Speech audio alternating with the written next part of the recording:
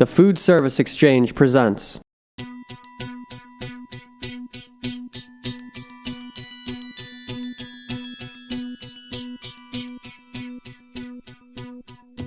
This is 30 ounces dough because the machine will cut and divide them round in 30 pieces, so we're gonna have 1 ounce each one.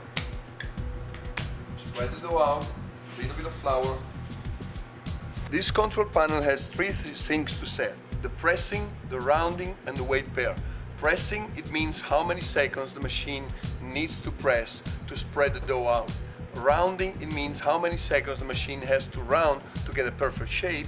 And weight pair, it means how low or high I want to keep the room for any single dough balls, because the machine has a range of a minimum and maximum from 1 to 3 ounces each one. So if I put this one on 0.5, it means I'm going to get the 1 ounce dough ball as we're going to have, or if I go up, I can have at maximum 3 ounces each one.